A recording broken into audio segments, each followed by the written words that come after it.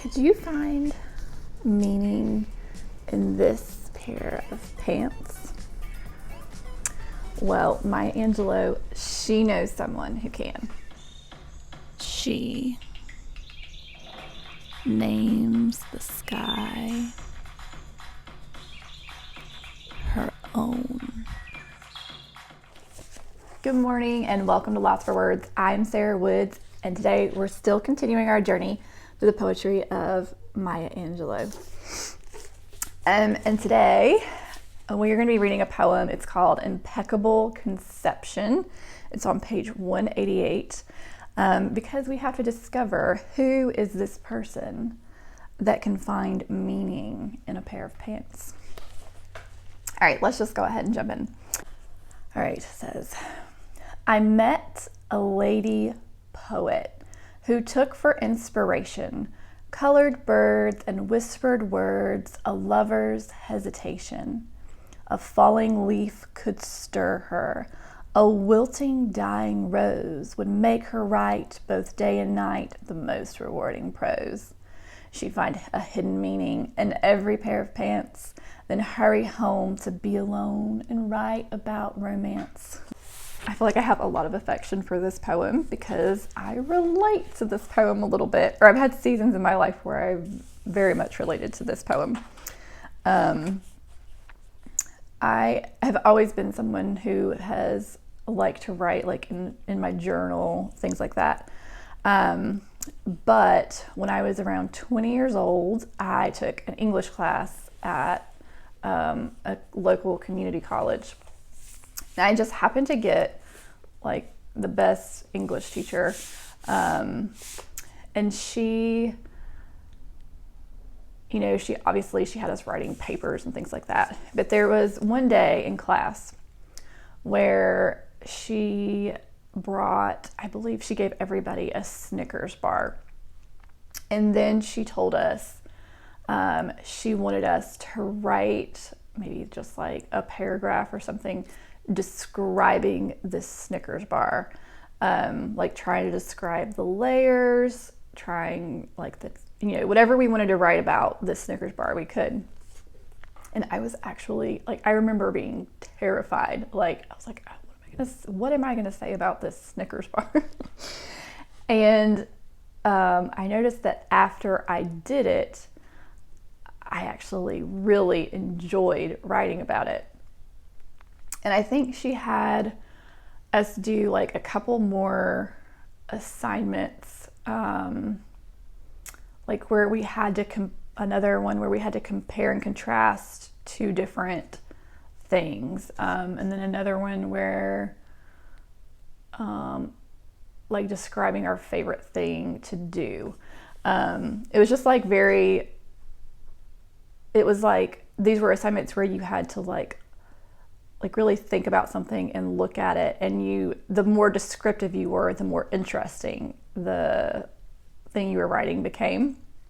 And it was weird. It was like her asking me to write those things sort of at this time in my life, just sort of like unlocked this thing in me that it was like all of a sudden I started noticing this strong desire to write about, like if I would go on a walk and it was fall outside and the leaves were doing all these, amazing things, like I'd be like, ooh, I want to describe this. And like I would run home and I'd start, writing about the leaves or fall or whatever.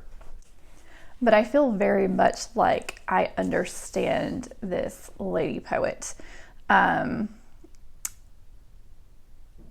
That once you realize you can sort of get lost in things that are happening around you and things that you're seeing.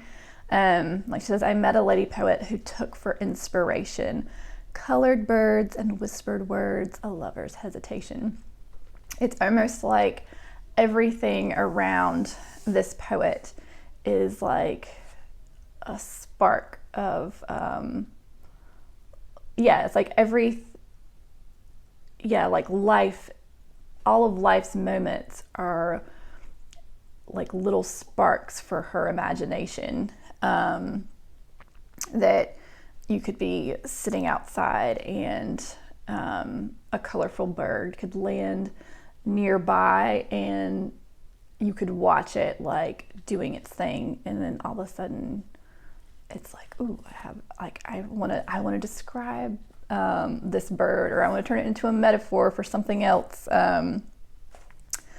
So yeah, like she took for inspiration colored birds and whispered words, a lover's hesitation. A falling leaf could stir her, a wilting dying rose would make her write both day and night the most rewarding prose. You almost get the feeling that this poet or this woman, that all of these little things in life that sometimes people take for granted, visually stirs her, and like sparks a need for her to respond to the things that she's seeing around her. So like where one person could see a leaf falling from the sky and be like, oh, that's pretty, and then they move on. This lady poet could see a leaf falling from the sky, and it would spark in her a desire to respond to what she was seeing. That life, all of life around her demands a response. It's almost like she has a desire to capture these moments and like freeze them so she can like experience them again. Yeah, if you have like a moment like that with something where you're like, you experience something and your senses are very heightened while that thing is happening, and it's like, oh, I want to remember this feeling. So you can run to your pen and paper, and if you create something written with it, describing it or relating it to something else in your life or whatever, it's almost like taking that, like how some people like to take pictures of things, like a photographer. It's this idea of trying to like freeze time, and so you can go back and experience it again by looking at the picture. I feel like poetry does something similar, or it can do something similar, and it can also let you explore that thing further. So whereas, you know, you see a falling leaf and it stirs like emotions in you, if you know, that could be it. Like you could see it and be like, ooh, and then you could move on. But if you pause and take time to like write about it or create poetry about it, you have to pause and like think about it and reflect on it and like sort of breathe your imagination into what you were experiencing with that leaf. And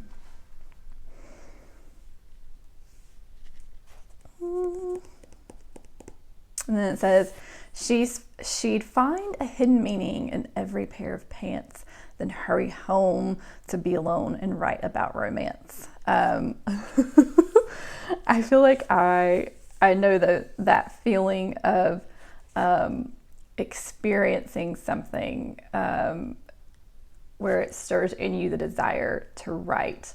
And instead of continuing on your journey with wherever you're going, it's like, oh wait, like you would literally rather run back to your house and write about it than keep going wherever you're going.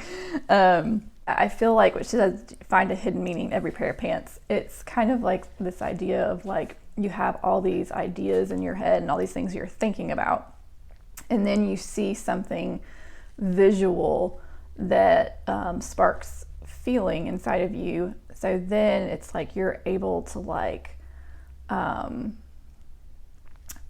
pair of pants no longer is just a pair of pants. Like they are everywhere, you know, like, okay, like these could just be a pair of pants. they are just a pair of pants. But if, like, say this lady poet, she wore these pants, say the first time her husband ever touched her leg. I'm just like making this up as I go along. Suddenly these pants would not just be pants. They would represent her experience of the first time being touched by the person she's in love with. So like you could do that with anything. And you could also do that, like you could turn these pants into something terrible. You could say, these were the pants that this lady poet was wearing let me think of something. I want to think of something like really tragic. Okay.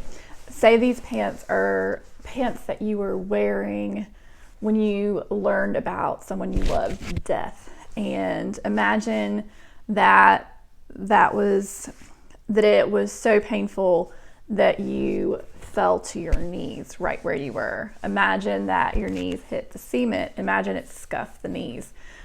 Suddenly these pants could represent grief. So just depending on like what life experiences you're having or what's going on or what you can dream into these pants, you could give these pants all kinds of meanings. You could you could even say, like, the first time you ever held a toddler was when you were wearing these pants and you sat them on your knee and they like giddy upped on your knee like your knee was a horse. Trying to think. Your pockets could have meanings in the pants. It could be like you found a feather. One day you were on a walk and it was one of the most beautiful walks you've ever been on, and you found a feather on the ground and you put it in your pocket. And that feather could make you think of freedom. You could write about pocketing freedom, like filling your pockets with freedom. Actually, I remember one time walking out, there was actually like this pond behind my house, and one day I went out there and there was like tons of feathers everywhere. And they were like littering the ground from like geese and ducks and stuff. And I was so excited. Like, I remember like getting a bunch of the feathers to bring home and make like a bouquet of them. But I'm like, they make me like, I think feathers kind of make me think of freedom. So you could turn that experience of putting one feather into your pocket and write like a poem about a girl stuffing her pockets full of feathers. But it could be a poem about freedom. So yeah, that's just like a couple of examples of things you could do with pants. I wonder if Maya Angelou is talking about herself, because obviously she's a poet. We're going through her poetry right now. And I wonder if that's how she felt about herself, that she was the lady poet who could take inspiration from anything, and that everything that she experienced, she wanted to like run home and write about it. But yeah.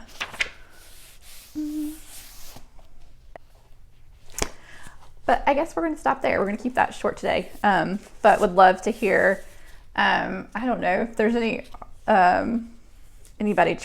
anybody gets inspired to try writing or describing something that you experience, I'd love to hear about it. And especially if anybody does anything any writing that has to do with pants. Like, I think that would be awesome. Yeah, so anyway, I hope you have a great day, and I'll see you again next time.